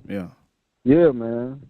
Kelvin Joseph, he's proven himself. He not only had a great camp and preseason, he's established himself as somebody in the locker room to be that he's a teammate. He's a good teammate. Other teammates like him. So I think he's safe, man. Kelvin, Boss Man Fat is on this team. I'm not sure about Neville, man. I don't know. I don't know about Neville, but I think Hunter is going to be the shock because we didn't see much of him at all in preseason. Until the last game, yeah. I mean, would you think it'd be a shock based off of his last game performance? I think that performance, if he makes the team, it will be because of that. Yeah, it won't. Right, it won't be a shock based off of his actual performance and playing skills, but it'll be a shock as to what are we going to do with that position? Like how can we? I just think they have a package. We're going to a different offense, and I don't really think we put out a lot of stuff in the preseason. So I think there's something to be said about him. Yeah, I gave my spiel on him yesterday. I like him for what I thought he would be here, not what he currently is. And what I mean by that is, to me, he's a halfback. And look, man, I'm not going to fake the funk. Like, I know all these other halfbacks that are out there, but I'm pretty damn sure I could find me a halfback that is better at halfback things. But if he was going to be your like fullback, sometimes I'm a halfback, tight end, H-back thing, man, I was excited for the possibility, but I just haven't seen him be moved around in that instance, whether it be at camp or whether it be in the games. And I think that's his superpower. I thought that was going to be his superpower, but he's just a running back for the Cowboys. And I know he's 230, almost 40 pounds. He's a big guy. He runs weird to me. He's a bumbly, stumbly type of runner, and I feel like he needs a lane. If he gets a lane and he's upright, he ain't tripping over himself, and he's upright, that's where you see kind of that second, third level, because he has some quickness and some shiftiness in that second and third level that we've seen at North Dakota State. But if it ain't no lane, he just kind of sticking his head down and just falling, right? And there was a couple plays that me and Voss were watching, and I was just like, see, that's why I'm not taking the ball out of the other three guys' hands, because there was an easy cutback lane that I've seen Deuce do it. I've seen Rico do it. I've seen TP do it, where, all right, nothing is here at the line of scrimmage. I make a move, and now I just got a big gain on the outside because I have that quickness. So, that's not his game. It needs to be clean. It needs to be a lane, and then you can kind of see those other things. And that's not me trying to knock on a guy. It's just that, hey, if you're going to put him at halfback, I've got other guys that can do halfback things better. But if you're going to put him as a move guy, as a fullback guy, I like how he catches the ball at the backfield. A lead blocker, I would love to see him utilized as a lead blocker. He got like only 11 snaps to block in general this preseason, in general, which is crazy to me. But maybe they don't view him as a fullback, halfback, H-back type, just a halfback. So that's my spiel on him. I would love to put him on this roster from a practice squad standpoint. Am I ready to sacrifice an Isaiah Land for him or somebody like that? Nah. So God, no. Who am I sacrificing for him would be the question, is all. I thought we were sacrificing Bohanna. That's why I'm cool with him saying. But maybe I thought we kicked Bohanna out there shit. Bo felt like he wasn't going to make the roster, though. So I think Bo, he might be the sacrifice for Neville, maybe. I can see that. I saw somebody in the chat, they said Lipke runs like a 4-year-old. I get that. Stop. He might benefit. Man, you might hear me. This is my favorite player was Mike Allstott. And that might just be is he far from that. No, yeah. But he might benefit from just another year in the NFL and getting some squats, getting his balance, getting the weight. I don't know. Oh, I like the potential, Moon. There's something there if he's utilized in a way where he can use his versatility. But if it's just going to be, hey, he's our fourth halfback, is he dressing? I don't think your fourth no matter who your fourth halfback is, he ain't dressing anyway. Right? Well, you know what else we look at? Juice from the 49ers. Who? I think we look at that and we're like, Kyle his name Juszczyk. is Juice. I can't remember his. I got you, Juszczyk. Yeah. I couldn't think of his first name. But Kyle Juszczyk, I think we look at that and we like, man, that's what I thought he was going to be. Anyway? Yeah, he ain't gonna be that. That's what I thought he was going to be, bro. Balance. I mean, but maybe he'll get there. I don't know. Yeah. Yeah, I mean, but hey, bro. Yeah, good conversation. I'll continue it, man. I appreciate it, Moon. Hey, man, we let's talk, man. I'll hit you up on what, are we saying Twitter or X now? I still say Twitter, but just so that I don't get in trouble, I had to change the logo on my graphic. I have to make sure I say X. I don't want Elon Musk coming for us. Yeah, he got so much money. All right, I'm gonna say X for the channel. So I'll hit you up on X later on. Yes, sir. Salute. Peace, man. Yep. The guru, that is something that I haven't seen. He said Kyle can run block. Not only can Kyle run block, Kyle is fantastic run block. I'm talking about Kyle Juszczyk. I mean, Kyle is a 2023 fullback H-back's dream. Absolute dream, man. And I would love for Hunter Lipke to be that. I would love for it. But when I take off all right, let me take off my fan hat real quick. Let me just watch him. Somebody said Jay Lombardi ain't right. He run like his shoes is untied. And that wasn't just that game. Like, it was every game. I just see him kind of stumbly and bumbly. And I'm just like, ain't no way, I'm taking the ball out of this person's hands for Hunter Lipke. And there were some third and shorts where, again, if it's there, he can get the first down. Right, but there's some other things where I've seen a line of scrimmage, with a lot of traffic, and it's just like I just got to put my head down. Sometimes there was this one play, man, where I'm like, what? Did he trip up or did he just not? It was a nice cutback, and I'm not talking about the one I told y'all about, where it was clogged here and he kind of just fell forward. There was another one where all he had to do was just ride. I think it was the right guard or left guard or left tackle, ride the hip, probably just plant that foot in the ground, and there was a lot of green out there, and he kind of just stumbled over himself. So from a running standpoint, I'm just not impressed by him yet. Pass game though, boy got hands. Oh, he got hands. He got hands like stucco. So I like what he did and shown in the pass game, but once again, Deuce Vaughn, Tony Pollard, and we've seen Rico do great things in the pass game too. So just not ready to take the ball out of any of those guys' hands for him. I'm saying, man. Iceberg said he got him making the team. He very well can make the team. No doubt about it. I don't think he's dressing. But either way, him or Malik or maybe both, one of those guys are going to be your fourth guy in case the other three one of those guys get hurt. You have to, and if it ain't one of them, another running back.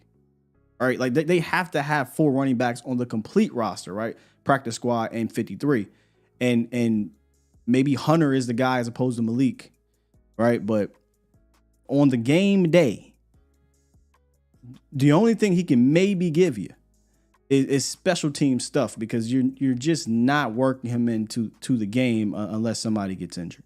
More cuts.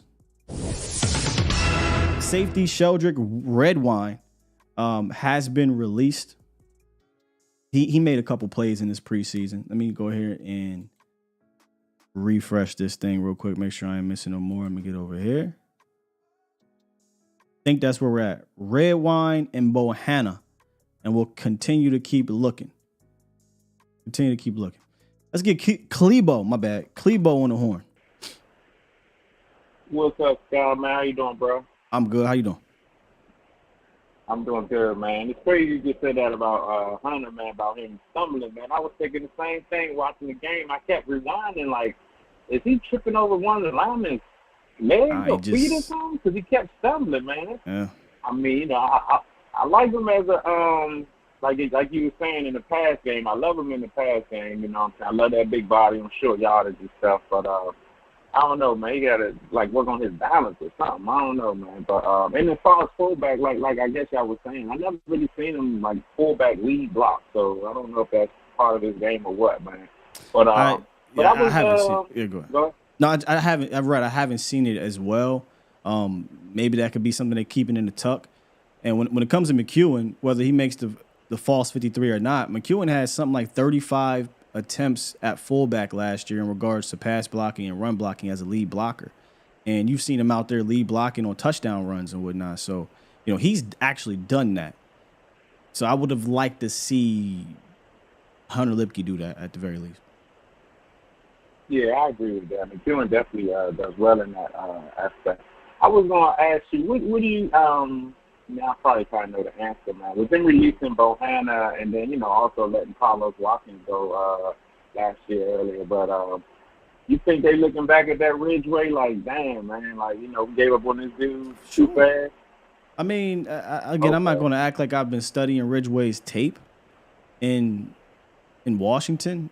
I'm pretty sure he had a good game against Dallas. I know that last year, but I bet they probably would like to have that one back. In the sense of this, he's a 5th round draft pick that they don't normally cut those that early. Now he made it through, made a couple games, then they cut him, but you had an opportunity to put Dak on IR and keep him, or you had an opportunity to cut Josh Ball and keep him, but you didn't. So I wonder if they were like, man, I wish we can get that one back to evaluate him more. But I'm gonna be fair, he wasn't doing nothing, bro, in camp and in preseason. So that's true. Last point, man. Usually, like, I know you just talked about the 21 draft, and I was looking at the draft picks, and usually, you know, when we have a draft like that, that's probably not one of our best drafts, like years later or whatever, you tend to look back and be like, hey, let me look at that draft and see who we could have had and everything. And earlier this morning, I looked at that draft, and I'm like, damn. Of course, outside of Parsons, I would never look behind. I don't care who's behind him. But after Kelvin Joseph, we could have got Asante Samuel Jr., but the rest of the picks, when you get a chance, man, I don't know if you ever looked at that draft. There's a bunch of names on that draft. I don't even recognize the names on that. But, man, I was going to just wanted to say that, man. When you get a chance, on your free time, man, look at that 2021 draft, man. Because, I was looking at, like, Josh Ball and, behind, like, who could we have drafted? And I'm like, there's a bunch of names I can't even recognize. I mean, you had Amon St. Ra who went in the 4th round, but other than that, man, I'm like, damn, I don't even recognize these names, man. So you're talking about, like, 3rd round? Yeah, I'm going to play this game. It's a fun game.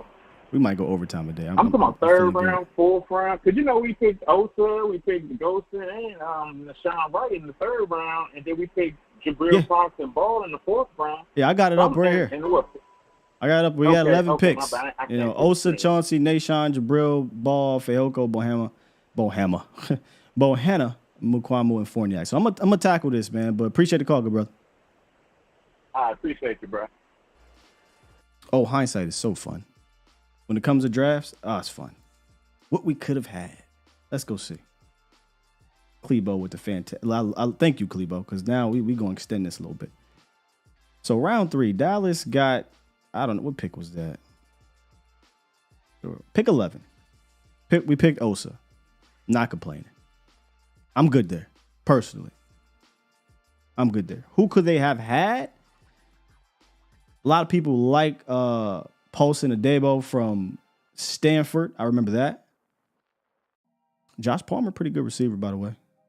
I like what Josh Palmer's doing over there in LA. Then they got Chauncey Golston with the 21st pick in that draft. In the 3rd round, I'm sorry.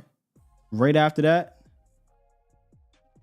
Anthony Schwartz just got cut. Trey Sermon's on a different team. I don't know what the Wyatt Davis kid in Minnesota looking like, but then they got Nashawn Wright later. Yeah, you might be on to something here. I don't. Again, a lot of these guys, I'm not sure what they're doing on their respective teams, but I mean, I'm seeing too much. Oh, what's the kid from Syracuse, the Meliflanu kid? I know it was a big situation. He's kind of in the mode of what the 6'4" type situation that Iquama was. Is the Meliflanu kid? Is he doing anything? I did like Baron Browning, not gonna lie, and I seen him flash. I do know that's a guy that flashed. So there's one. Baron Browning, I would have definitely took hindsight 2020 over any of those 3rd round. I should say any, because again, Osa's fine. But after Osa, instead of taking Chauncey, I would have took Baron Browning. Ooh, Michael Carter's nice.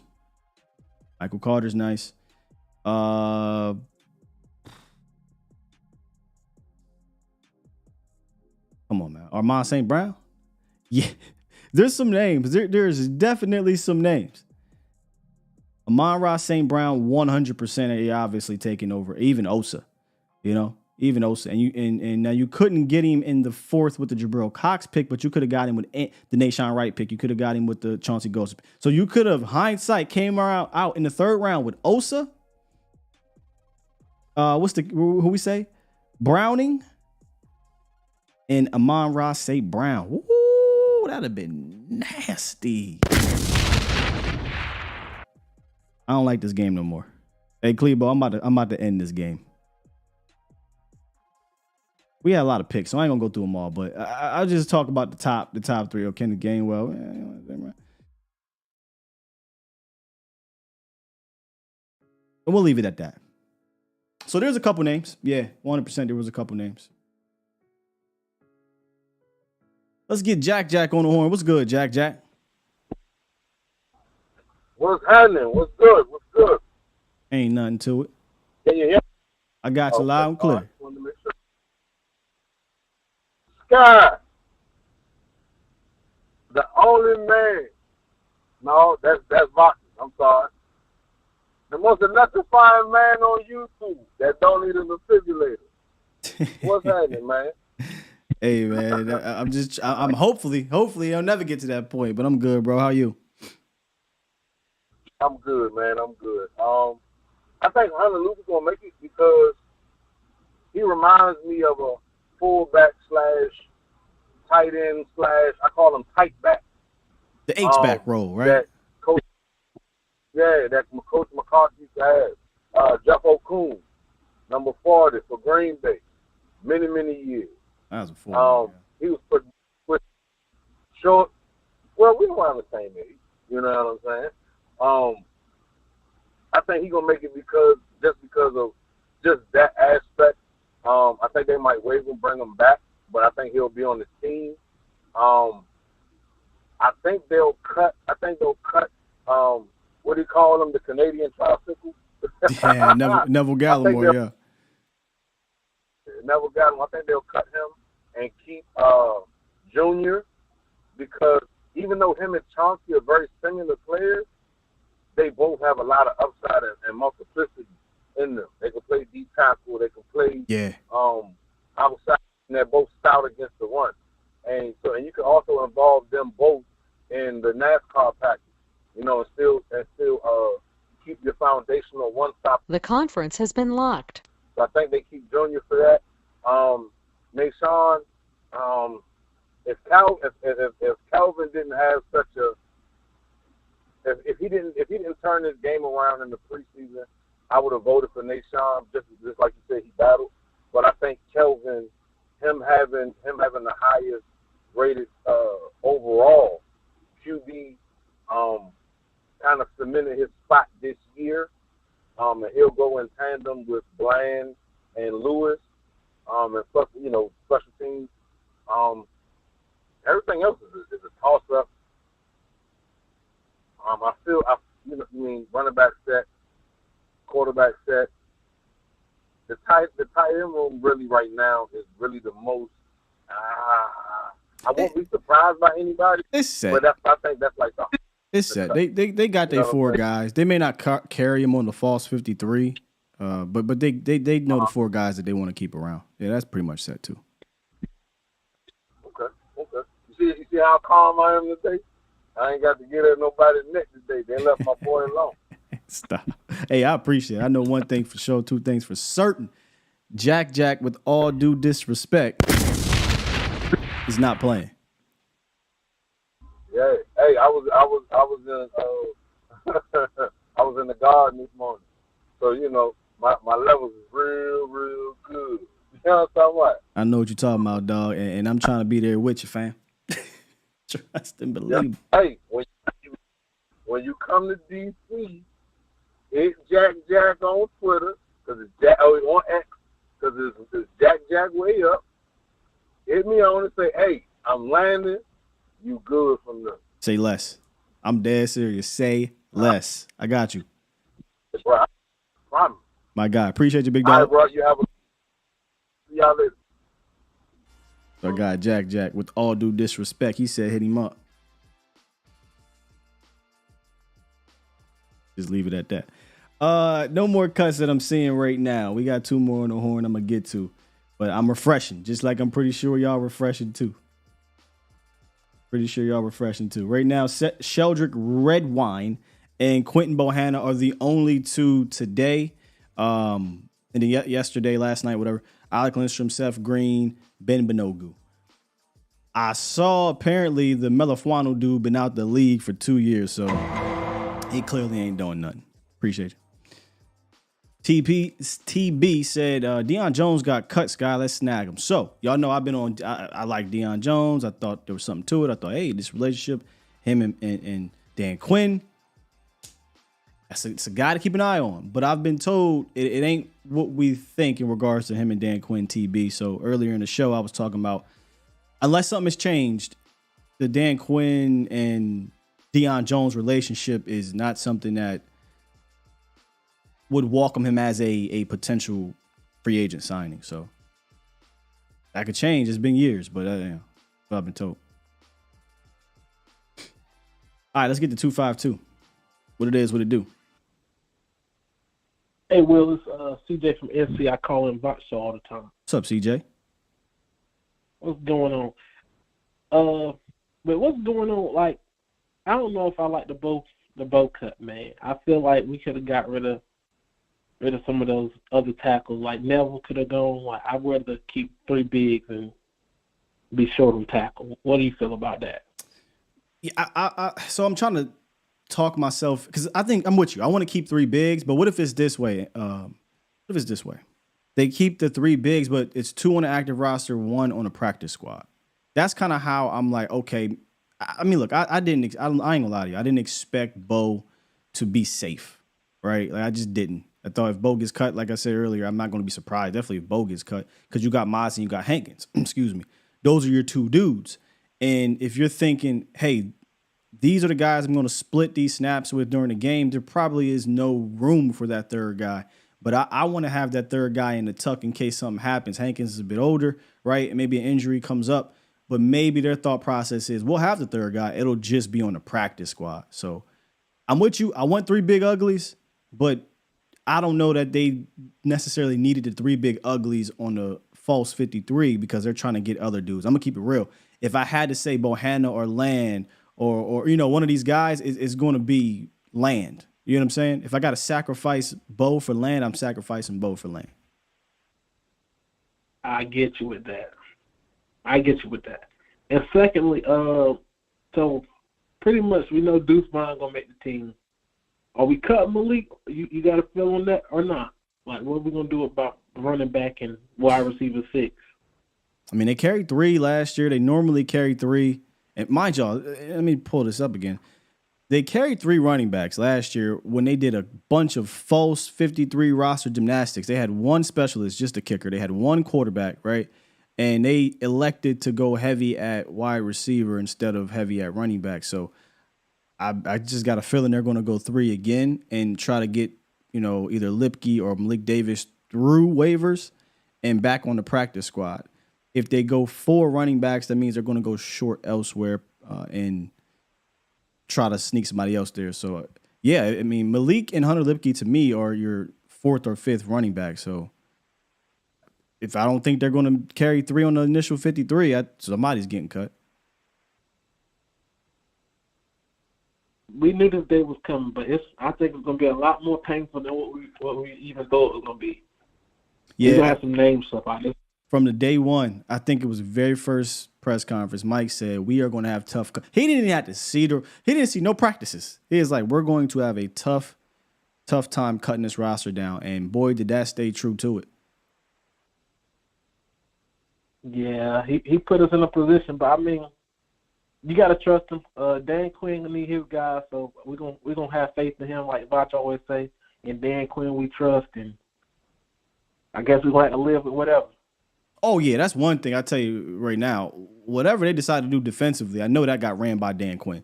So if Dan Quinn say it, in DQ we trust.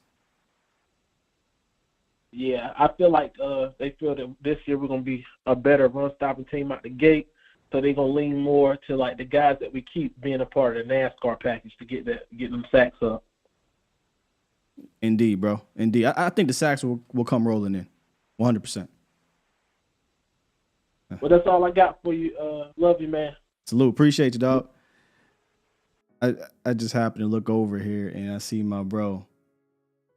The volume is hilarious. So Vach Lombardi and Liv Moods have a face-off. This today? In about 20 minutes? Oh, I am in there. Hey, Vach, before I get out of here, please drop is there a link? Y'all probably, well, Sky, why the hell is Sky so animated? Listen. Liv Moods is a co-worker, so I ain't gonna talk too much ish on her. But she been talking real greasy on these Twitter streets. And I've been checking her. I've been checking her on Twitter, respectfully. I've been checking her, and I told her, pull up on the Vach Lombardi lot. Please, Vach, invite her on the show. So I can respectfully cook her. I don't know if y'all know who she is. You can look her up. Go run her numbers up. Go look at the nonsense she be saying. But y'all know I don't do well with nonsense. I don't do well with. If you're trolling, say you're trolling. I got a problem that I'm still trying to work through when it comes to nonsense, y'all. And I appreciate y'all for dealing with me when it comes to this. I'm still working through that. But she says a lot of nonsense. But anyway, 11 o'clock here, about 20 minutes. Liv Moods versus Vach Lombardi talking about the Cowboys. Yeah. Drop the link. Oh, we got the link. It's a wrap. Hold on. Let me press this here. Oh, it's a wrap. All right, I got that ready to go. Spam that link at the end of the show, Vach. I got Marv, and then we gonna read some supers and get up out of here. What's good, Marv? What up, Lo? You always calling me somebody. I always call you Lo. Yeah, I know. What's I'm good, like, bro? What the food? Hey, that cuts is gonna be hard, but Yeah. it's up to the player if you want to stay. It's like if they cut you, but the other team say I'm gonna put you on a roster, then you're gonna lose. But if they say they'll pay you more, or you say I'm gonna stay with the Cowboys. It's up to you if you want to get pulled from other team, unless they put you on a roster. See what I'm saying? Yeah. Then you gotta go. Yeah, man. It's who do you think? Let me ask you, Marv. Who do you think are all the bubble players that they absolutely should keep on the 53 because you don't think they're going to make it through waivers? Well, if they cut Kevin, unless they tell him we're gonna bring you back, but with another team, and these teams are sneaky. Sure. You know they are still. The two teams that will pick our players always is the Giants and the Redskins. So I can see some of the Cowboys players going there. I asked about Kelvin Joseph, right? And I just thought about this as we were talking. I asked about Kelvin Joseph. I said, if he is cut, if he clears waivers, which second round pick, he's on the up and up this preseason. Be a bit surprised if nobody claims it. But let's just say he clears waivers. I asked the person, I said, is he a candidate to come back on the practice squad, right? And I was told, well, he could be a guy that looks to go latch on elsewhere for actual playing time or an actual 53-man roster where he's on the team, number one, and B, he's not making practice squad money. So part of me was like, well, shit, if he gets cut and unclaimed, maybe Kelvin says, see ya, I'm going somewhere else. Then, Marv, as I'm talking, I just remembered what happened with Kelvin Joseph last offseason and how the Cowboys continue to stay by him. And how the Cowboys continue to kind of give him another chance where maybe some teams say, hey, man, that's too heavy. I'm cutting you. I don't care if you're a second-round pick. So you think Kelvin might say, if he gets cut, if he clears it, Kelvin might say, you know what? Y'all took a shot on me in the second round. Y'all kept me around when the craziness was going on. Y'all stuck by me. I'll come back to the Cowboys. Yeah, I think he might do that. Unless his agent tell him. It's up to his agent. Yeah. If the agent say, look, I don't give a damn. They paying you this amount of money over here. Yeah, that's true. It could be that the Denver Bronco thing. You remember with the GM we had? They had the player. And then let me pull a Mike McCarthy. Gregory. Randy Gregory. Yeah. It could be the Randy Gregory situation. Now, if they find another big 325-pounder that's got better penetration than Bohanna, then you might not see Bohanna back. Hold on real quick. It'll be foolish to bet against that. I think at some point right now. All right, look, hey, Marv. You got to go there? Yeah, they live right now. I want to tune into this. I could low-key play it live on this show, but we trying to drive the audience to that link. So if anybody got the link, drop it again. I'm gonna read these supers and we're gonna head out. Appreciate you, Marv. All right, family. Send the link. I want to watch it. I got you. It's audio. It's audio, so it's not even it's not video, but either way, you're still driving traffic there. All right, let's read these super chats, man. And I got some other work I got to do too. I done got too comfortable. That's what happens when amongst the bomb squad. Where we go? There we go. We don't wipe them 304s. Super chat. He dropped 5 and said, need a girl that rides for me like Sadiqa rides for the show and like Mar for that number one from Kent State. Facts. And Chris, I love how you always implement a woman into these. That's hilarious. Super chat. Manny Ramos dropped 5. Thank you, sir. He said, you letting Broski know you are both good. You are both good is what makes you you. That's why you will succeed in business. Class act. Thank you, Manny. I know I could be much, man. I debate and and go hard with passion, and it can sometimes come off the wrong way. But it is all love when it comes to the boys, man. We all want the same damn thing. I like to have fun with it sometimes too, with you guys. But yeah, it ain't nothing.